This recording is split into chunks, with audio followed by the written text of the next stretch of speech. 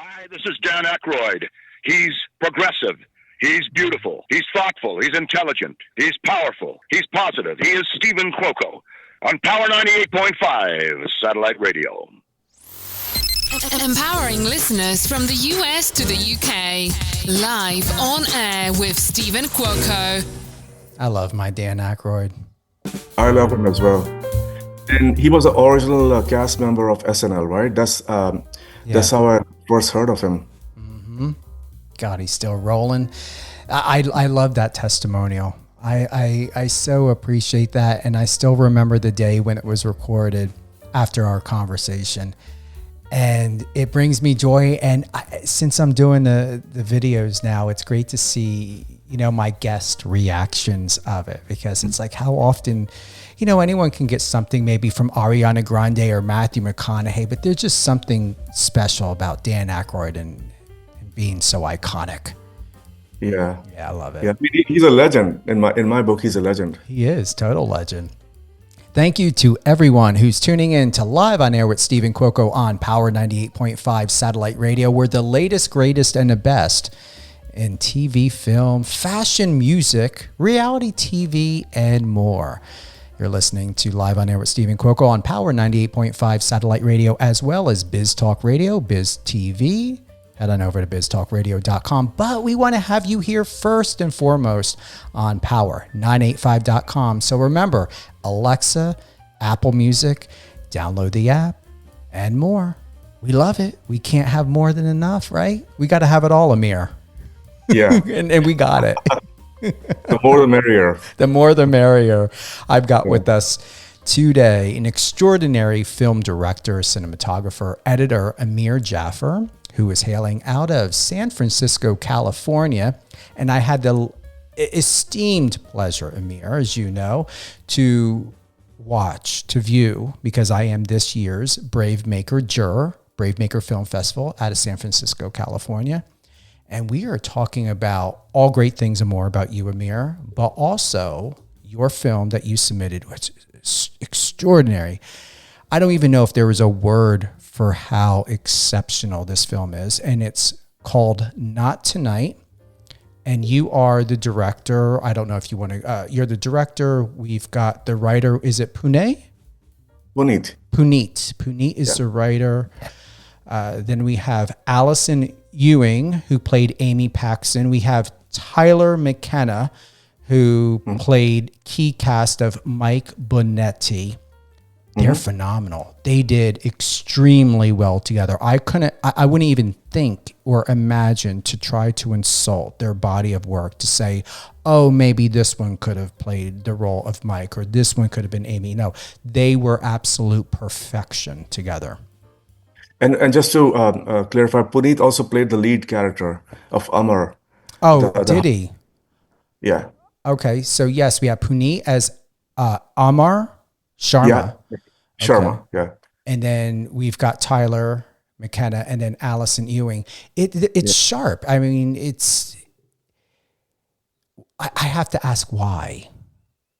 So I've been sitting on that idea for a while. I first watched Who's Afraid of Virginia Woolf back in, I think, 2011 or 12.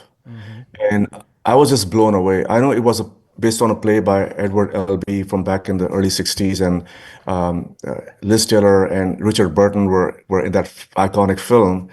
And I spoke with Puneet. Puneet and I kind of use each other as a sounding board. I said, I want to do something based on that, but I don't want to do a remake.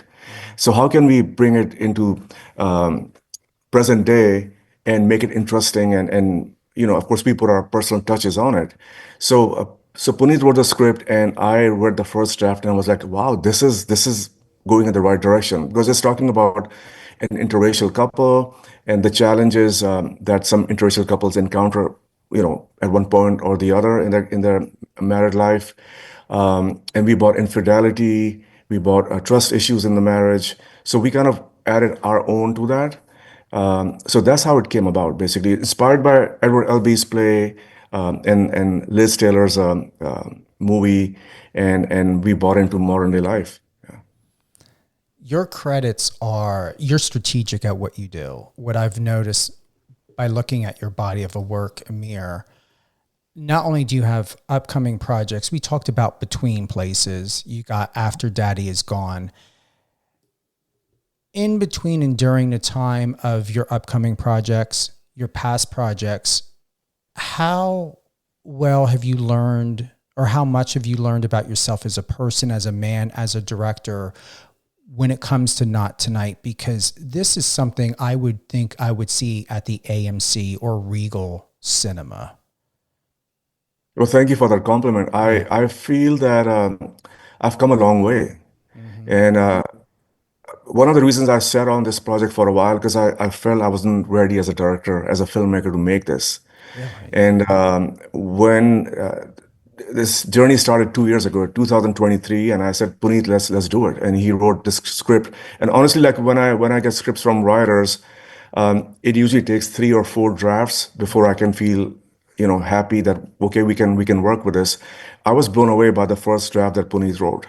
And I said, this is good. We just made some tweaks to it. And the way I normally work on set is I tell writers, don't get offended. I like it to be fluid. Because changes can happen even before the camera starts rolling, and I kind of I'm intuitive that way. I can sense actors' energies, and no matter how much you rehearse, but what happens when they arrive on set, sometimes it can be a different energy. So you got to play with that energy, and Allison and Tyler and Puneet, they all have this perfect chemistry that I had fun making it. Yeah. I hope this comes as a compliment. I'm not going to say it has the vibe of this film. We know what surrounds the controversy of It Ends With Us. It just reminded me a little bit about a different perspective of a story of betrayal and internal violence and storms, emotional storms that are broadcasted in such a way that it's so tumultuous. You can see it in a person's eyes. You can see it in their body language, but it's not insulting visually to where you're experiencing suicide or blood and gore or murder. It's palpable because it's so deep emotionally and impactful that so much of the language was spoken just through body and eye contact and movement that you didn't need a lot of dialogue. Yeah. See, that's one thing I feel that's been part of my journey, because when I started, I didn't go to film school, by the way. So I've been like, learning as I'm growing, and it's been almost 2 decades now since I got into this field. So now I like less dialogues in some of the scenes and more body language, because I feel like since film is a visual medium, we don't need a lot of dialogues to express a lot of feelings. And that's where I feel like where I'm in my journey right now. As far as what I brought to this project, and I feel like every project that I choose, I like actors do, when you take on a character, you see how much is that character similar to you and what's lacking, then you kind of do your research and bring that in. I feel like as a filmmaker, that's been my approach throughout my career, is that when I take on a project, I say, okay, where do I find myself in these characters as a person, not as a filmmaker? And if I find myself in these characters, then I feel I can connect with the actor on set and help them bring out the best performance. And I know actors are always doubting themselves. They're insecure on set. That sometimes helps with the performance, because if you're dead sure about your performance and yourself, sometimes it comes across as rigid. But I feel like when actors are, they arrive on set and they say, okay, hey, filmmaker, Mr. Director, I'm here, and I'm going to be like a putty in your hand, or clay in your hand. Do what you will with me, So I felt I was lucky with that with Puneet and Allison and Tyler. They came with a certain notion, okay, this is how we're going to play it. But then in the moment, they kind of opened themselves up to me, and I was able to, bring something out of them on the set. As a director, the intimacy is close on many levels, emotionally, mentally, physically, in the film, Not Tonight.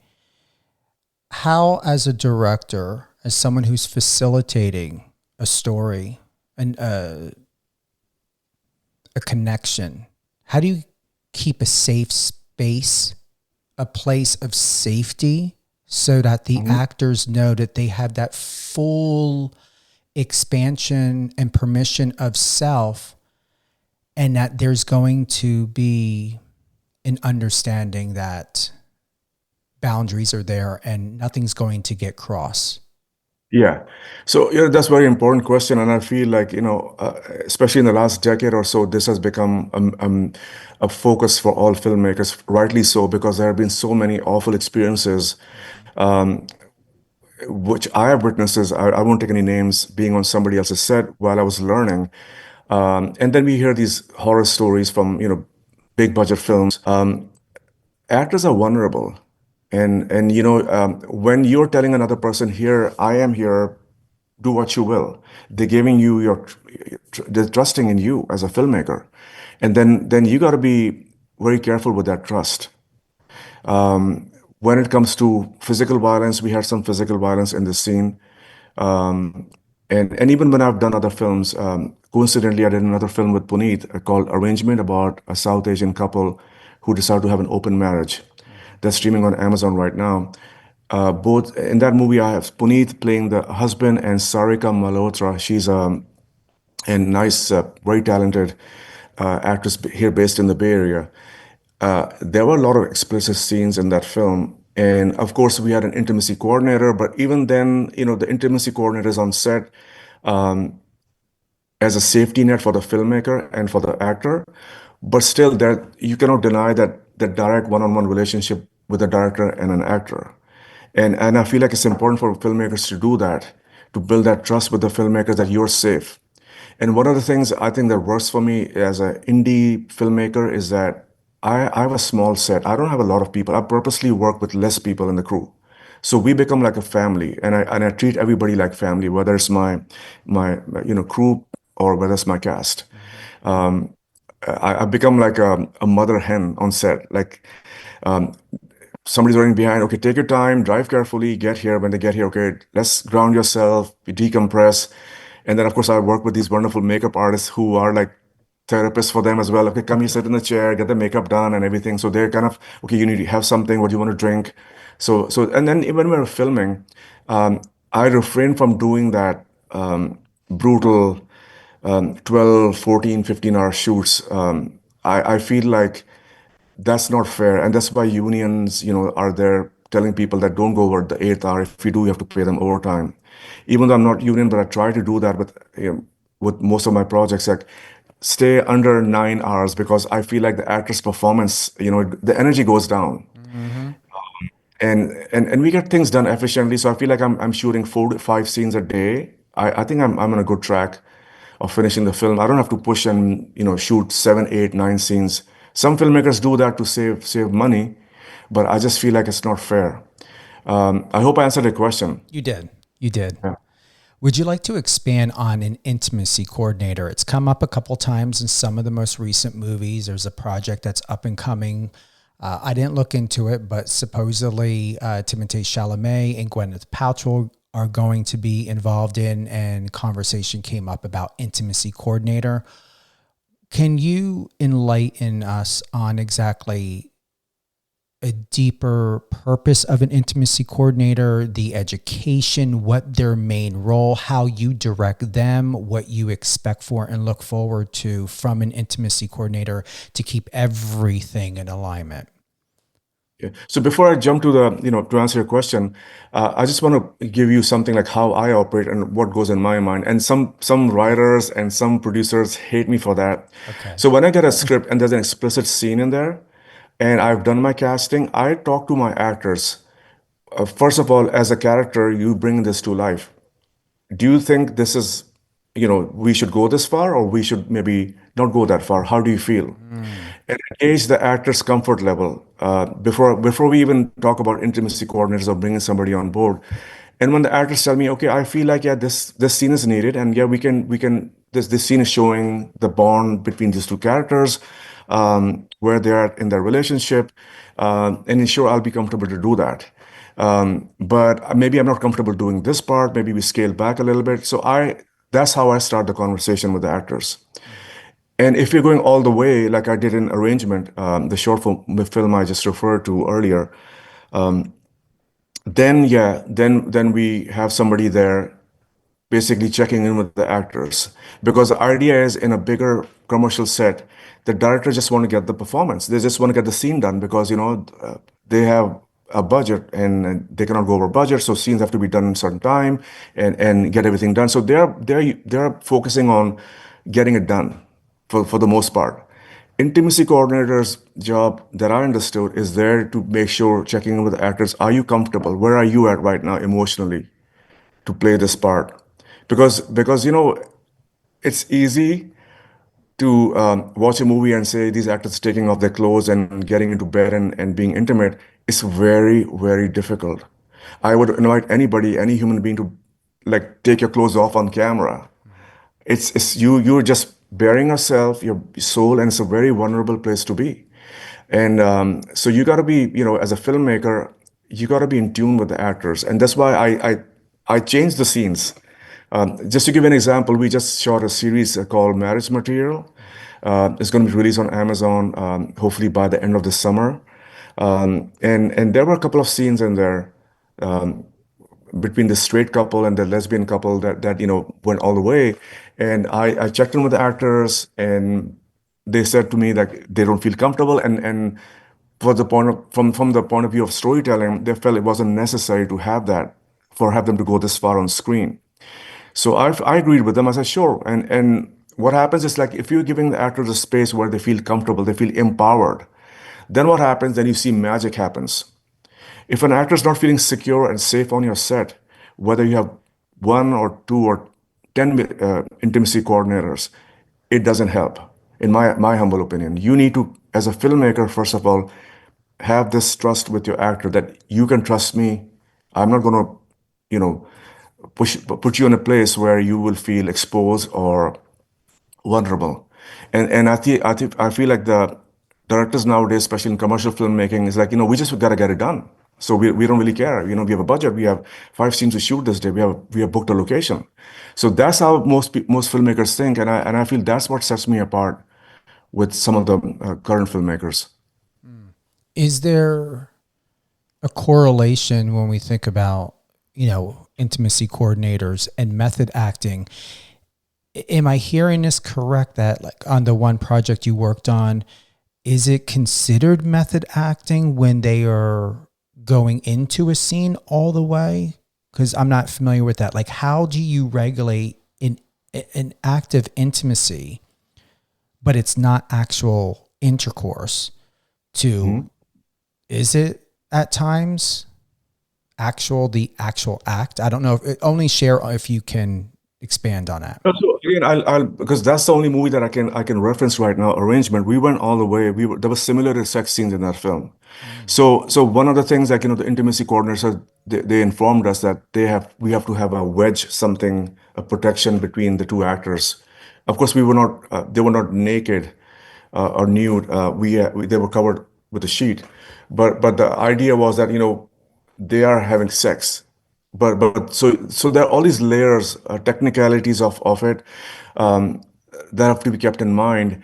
As far as the method acting goes, it even before we start shooting a scene, the actors need to check in with each other, and the director has to be there gauging where they're at. Because, like I said, if you don't have that intuition, and actors will say yes because they committed to saying, they committed to doing this part, right? So we'll do it.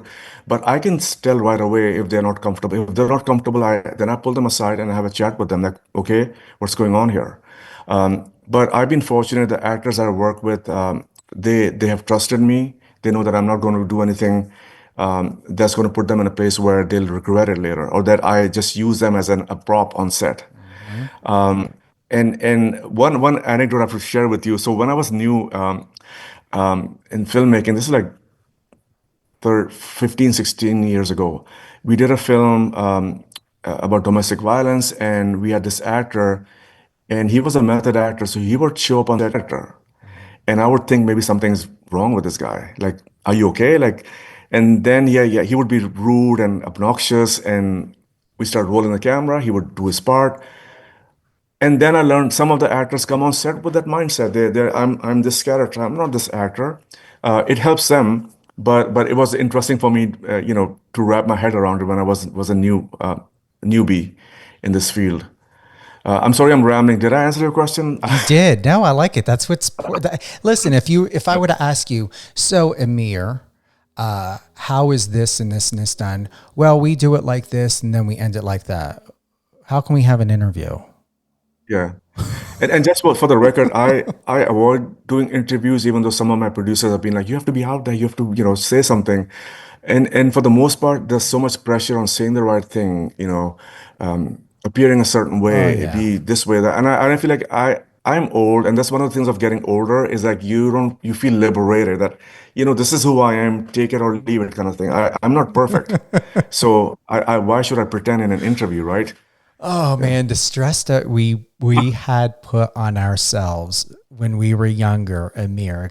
I mean, seriously, still to this day, are you ever told you don't have to be perfect, Amir? It doesn't have to be perfect. Do you hear that at all? Now what's happening is I'm getting older. I have to remind myself Yes.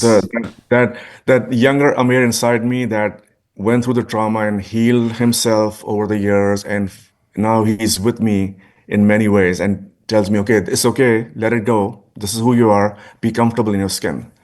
Yeah. It's true. And a good friend of mine just a couple days ago said, Steven, it's okay. She took my hand. She's like, you don't have to be perfect. And in my head, Amir, I was taking that literally of thinking, okay, I need to put this here and here. But perfection, doing things perfectly can be anything. It can be what you write, how you put on. When there was just something in that moment, I finally received that message that I did not have to be perfect. And my entire life since then, since 3-4 days ago, that long it had taken, finally was like, wow, I finally just sat within myself and saw, what is perfection? What does it mean? And it's not just the act of duty, the act of care, just that. It's even when I'm home by myself and I got to rush, I got to get to bed at this time because just in case if I wake up at 12 or 1 o'clock and have to take a piss, I got this amount of time to go to sleep. Like that's how regimented I was, that I was just so in control and making sure that everything was perfect all the way down to my sleeping habits. And I'm thinking, social media, we see all of these bodybuilders, these influencers, and how they're telling us and showing us their routine. And I just am like, this is a prison. This is a jail. Like, it's good to have structure. It's healthy to have routine. But to wake up 3 o'clock in the morning to do an ice plunge, and then 3:30 you got to do a run, and then exactly at 4 o'clock you do a lift. No, that to me is not living. So yeah. If you like to share, Amir, of where you allow yourself to have those areas and steps of, well, at 4:13 I'm going to drink my protein shake, and maybe I'm just not going to think about 4:45, I'm just going to say, fuck it. And I'm just going to go the rest of the day, just whatever. Oh, I ate. I don't even know what time I ate. Oh, I'm taking a shit. I have no idea what time I'm wiping my ass. Oh, I'm going to a meeting. I think like today with you, I was telling you I'm almost a studio. I was thinking to myself, God, I cannot be late for Amir, but I'm like, I can't be perfect. I can't be perfect. But it doesn't mean I'm saying we need to be late to our meetings. I'm not. I don't want people to get that idea. But even holding myself to where I was so structured to be perfect that I had to show up and be the first one to always show up. And then I realized that when people were walking in, I'm sitting here or I'm ready to get going. And I watch people walk in, they're having conversations, laughing, hee hee, oh, what you did. And then they're moving around. I'm thinking, what the hell did I get here early for? I'm watching everyone live a carefree life, having conversations and laughter, and I'm sitting here structured and let's go. And I'm missing out on the jokes. I'm missing out on the fun. I'm missing out on the laughter. So you're absolutely correct. I also don't like to go into conversations when I'm interviewing about me or talking about me, but that was part of perfection. So now I'm in a place where I just caught myself, Stephen, it's about Amir Jaffer. Shut up. We can talk about you. I mean, see, I like it. I like the interviews to be a conversation because, I mean, we spoke on the phone last week, right? Or 10 days ago. Yeah. I know you a little bit, but I still really don't know you. So what happens in interviews, people are there self-promoting. They're selling their product. Oh, my film is coming out. Watch my film. Oh, everybody, I'm a director. Hey, listen to me. I have something important to say.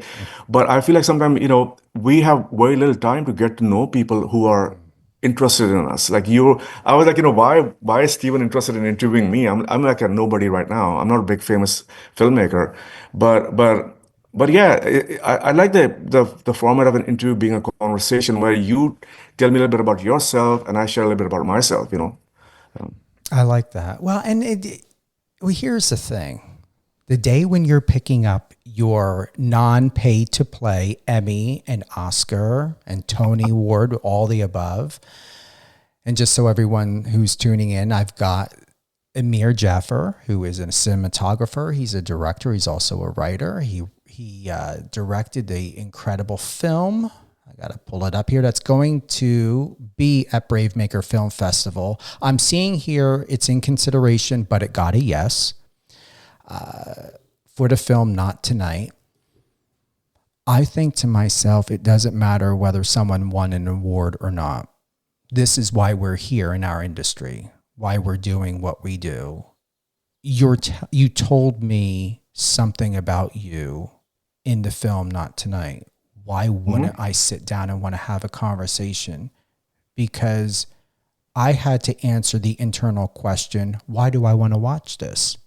So I would like to, think of, why did you direct it? Because there are people out there that do things that don't care. They're doing it just for the money. But most people don't realize that directors, producers, and actors don't get paid like a regular 9-to-5 job. Yeah. Their contracts are not the same every time. They don't live a predictable, structured life. So yeah, I like to ask the question why, whether you are Steven Spielberg or Amir Jaffer. Like I said to you earlier, I don't know what other filmmakers do, what their approach is, but my approach is like finding myself in those projects. Like this is a similar technique that actors do, right? That you pick a project and you say, okay, how much is this character like me and what's lacking? How, then you do your research and bring that in. Same with me as a filmmaker. Like when I get a script, and I've turned on some of the scripts, I don't think I can do this because I don't see myself in any of these characters as a person. And specifically about Not Tonight, there were some discussions to be had, since we're talking about Not Tonight. There was a scene, we can call it, there's a bit of violence in that scene. You've seen it. I don't want to give it away right now. People can watch it on a streaming platform later this year when it's released. We had to have a conversation. We had to stop the camera. I sent the crew on a 10-minute break while I had a chat. Even though, we had a couple of rehearsals and with Allison, Puneet, and Tyler, and we discussed what the scene is about and how we're going to go about it. And, the actors were in agreement. Okay, fine. We know where we're coming from and why we're doing this. But as it happens all the time, that no matter how much you rehearse, the day of the filming, sometimes nerves kick in. Sometimes, we have our unresolved trauma as people. So you become not just a director, you become a therapist in that moment with the actor. And then I have to be vulnerable with them as well. I have to open up myself, let them know where I'm coming from. And people claim to make, films about domestic violence, highlighting this issue we have in our societies all over the world, where spouses get abused by husbands for one reason or the other.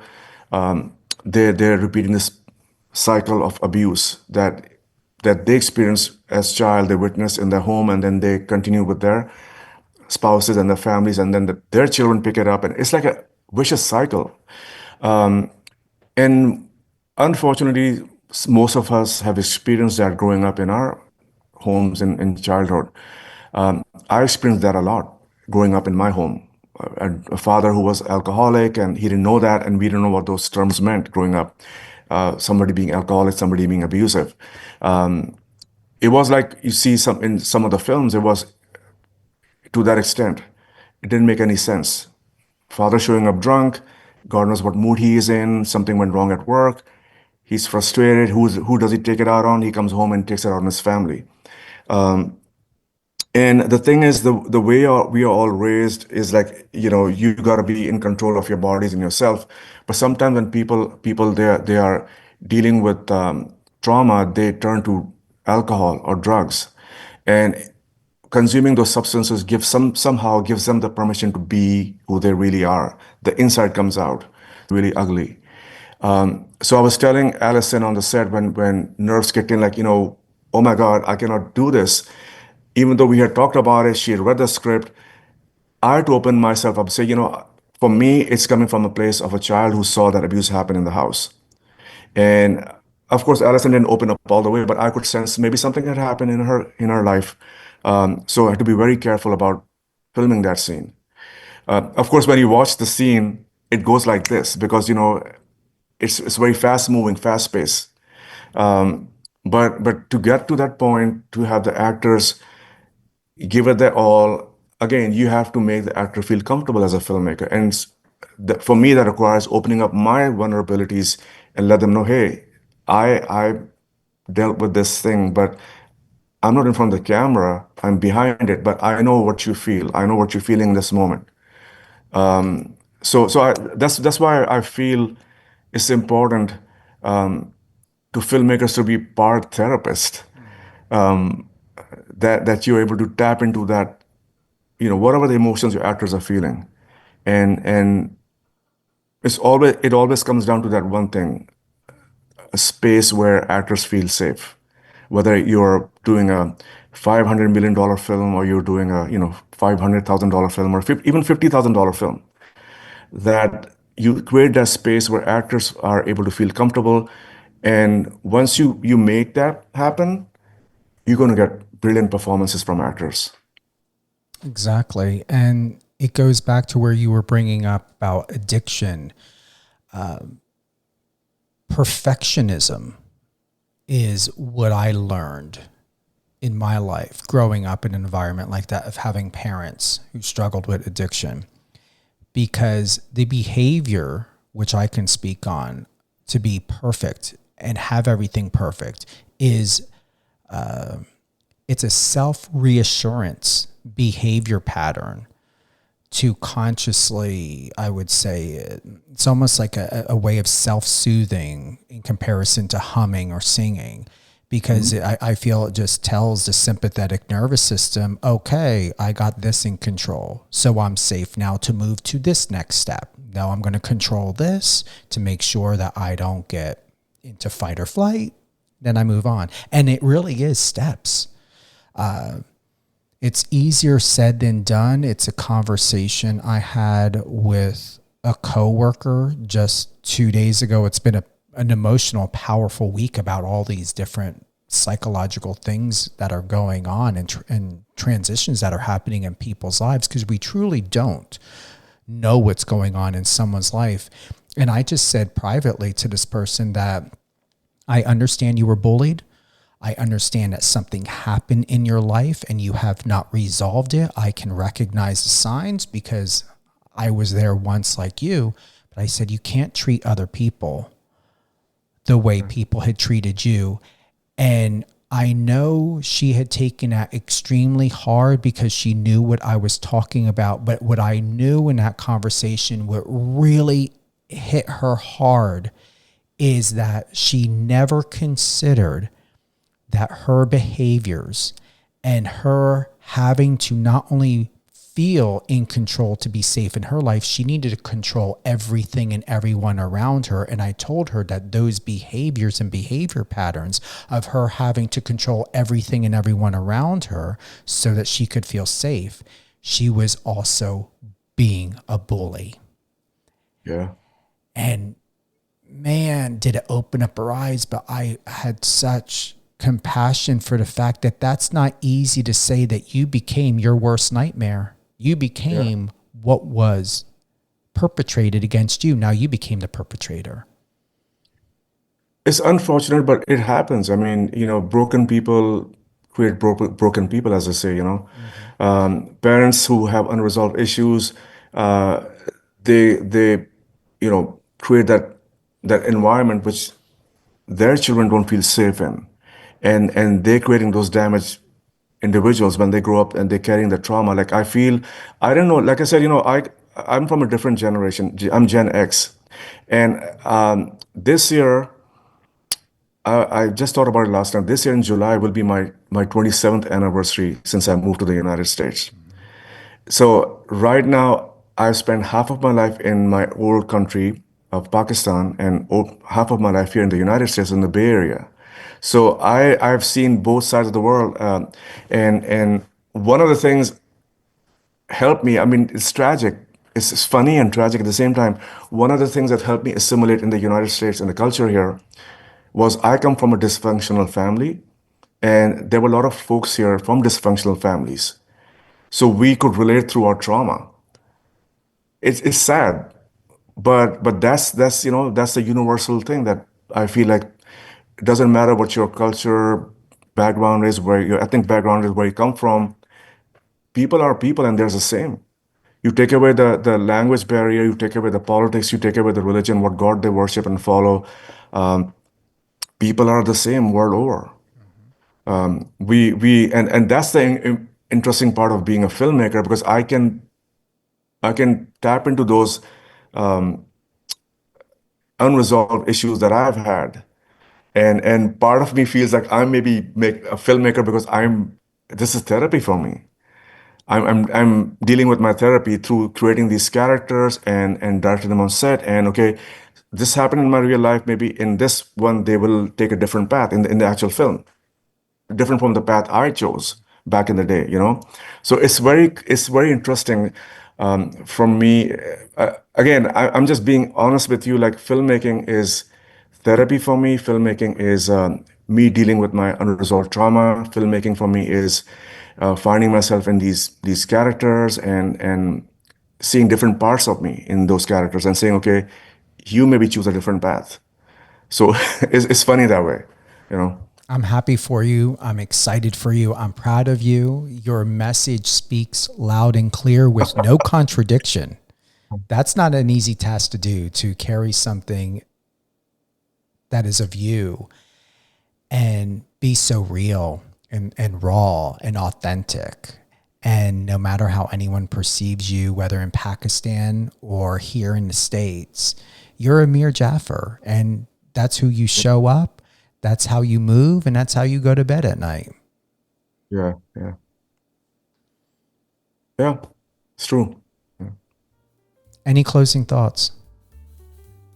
I just want people to feel liberated when they watch my films, and I want them to heal whatever is unhealed or that needs some attention.